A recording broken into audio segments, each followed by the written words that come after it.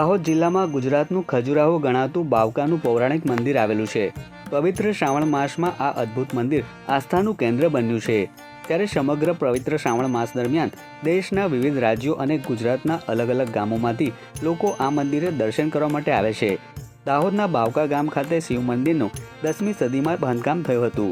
આ મંદિર તેના સમયગાળાનું શ્રેષ્ઠ મંદિર ગણાય છે। હાલ શ્રાવણ માસ શરૂ થઈ ગયો છે તો લોકોની ભીડ પણ આપણે બતાવે છે કે ભગવાન ભોળાનાથના દર્શન કરવા માટે આ મંદિર છે તે સિદ્ધરાજ જયસિંહ એક જ રાતમાં બંધાવેલું છે, તો થોડુંક અધૂરું પણ છે, પણ લોકોને શ્રદ્ધા પૂરી હોવાથી માણસો શ્રાવણ મહિનો હોય કે બીજા કોઈ મહિનાઓ પણ અહીંયા ભીડ રહે છે।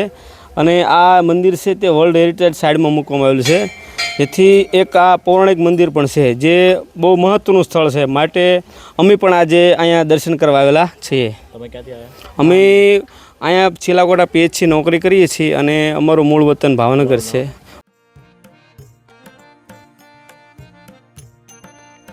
રેતિયા પથ્થરો દ્વારા બનાવાયેલું મંદિર હવે ખંડિત અવસ્થામાં છે। ભક્તોનું કહેવું છે કે પવિત્ર શ્રાવણ માસમાં ભગવાન શિવ હાજરા હજુર હોવાથી તમામ ભક્તોની મનોકામના પૂર્ણ થતી હોય છે।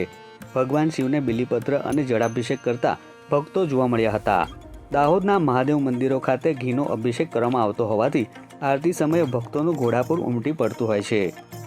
ઉલ્લેખનીય છે કે ગુજરાતના 2 જ્યોતિર્લિંગ સોમનાથ અને નાગેશ્વરની જેમ બાવકા મહાદેવ પ્રત્યે પણ લોકોમાં અતૂટ શ્રદ્ધા હોવાથી ભક્તોની ભીડ ઉમટી પડતી હોય છે।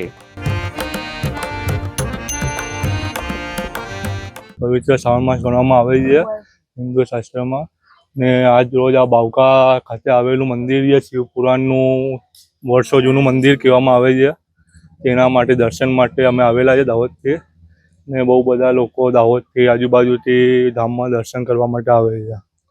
શિવજીનું મંદિર છે, જે આ બાવકા મંદિર છે, પુરાણું મંદિર છે, અને બધા ધાર્મિક લોકો બધા અહીંયા આવે છે। દર સોમવારે શ્રાવણ મહિનો આખો મહિનો આવે છે લોકો। તમે ક્યાંથી આવ્યા છો? અમે જેસાડાથી જ આવ્યા છીએ। શું નામ તમારું? મારું નામ સુધાબેન રાજેશભાઈ પટેલ।